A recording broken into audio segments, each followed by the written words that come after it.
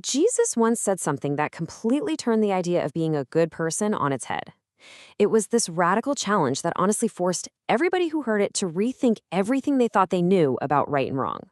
So let's dive in and really unpack what he meant by it. And that really gets to the heart of it, doesn't it? Is goodness just about checking boxes?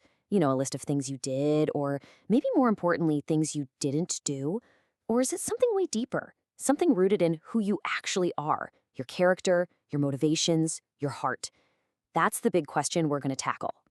All right, so to wrap our heads around this, we have to start right where Jesus did, with this brand new and frankly seemingly impossible standard.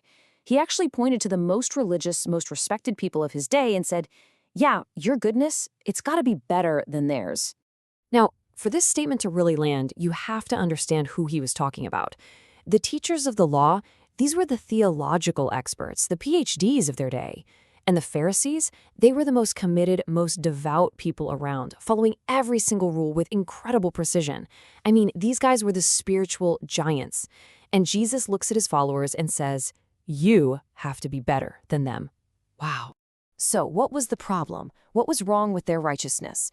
Well, it all boiled down to this huge difference in approach. The experts, they were all about the outside, external performance. It was about the purity of their actions, about doing all the right things so everyone could see. But Jesus, he flipped the whole thing inside out. He introduced a totally different standard, one that was internal, one that cared about the purity of your heart, your real motives. It was a massive shift from focusing on doing to focusing on being. So, how is that even possible? I mean, seriously, how could anyone be more righteous than the most righteous people around? Well, the answer is in this single, really powerful idea that gets right to the core of this whole new standard. And that idea is called deep obedience. The key here isn't just trying harder or adding more rules to the list. It's about changing the very source of your actions. It's about shifting from the quantity of rules you follow to the quality of the heart that's producing those actions in the first place. Not more obedience, but deeper obedience. And here's the beautiful logic behind it. The focus is on who we are, on our being, not because our actions don't matter, but because they matter so much. If you can get the heart right, if you can get your inner world sorted out, the right actions will just naturally flow from that. Real, lasting change always starts from the inside out. Now, I know what you might be thinking.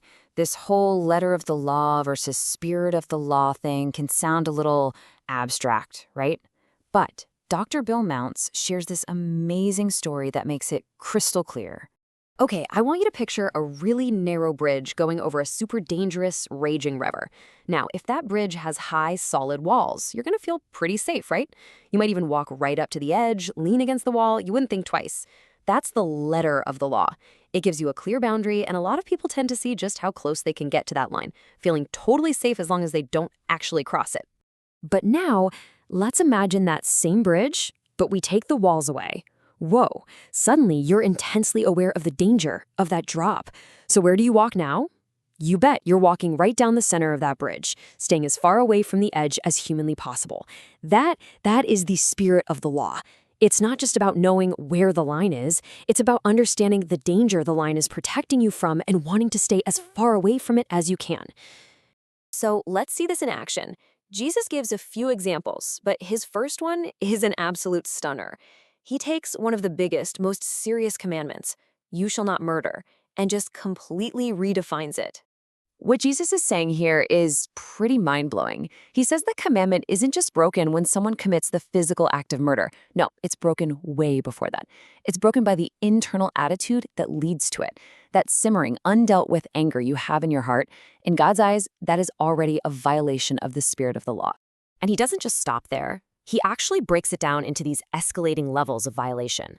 It all starts with that internal, seething anger, the kind that just poisons a relationship.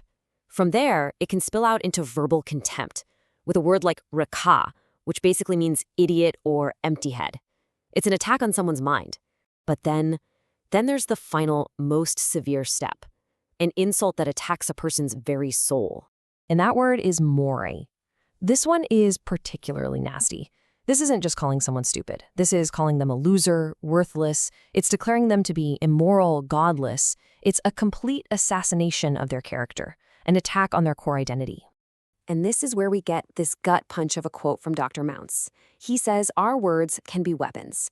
A gun can take a person's physical life, for sure, but a word like more, the act of slander, of character assassination, it can destroy a person's reputation, their worth, their spirit. In its own way, it's a form of murder. Okay, so if the attitude in our heart is just as serious as the action, what are we supposed to do about it?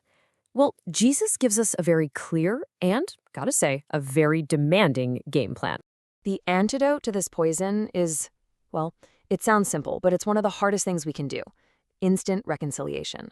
It means you just don't let that anger fester. You deal with it immediately. And to show just how crazy urgent this is, Jesus paints this unbelievable picture for his audience. 80 miles. You see this number on the screen. What in the world is that about? Well, it's about a journey. For the people listening to Jesus, this represented a 3-day walk, one way. Get this. He says to them, look, imagine you've just walked for 3 days straight, all 80 miles, from your home in Galilee to the temple in Jerusalem for worship. And right as you're about to make your offering, you remember, oh man, I have a broken relationship back home.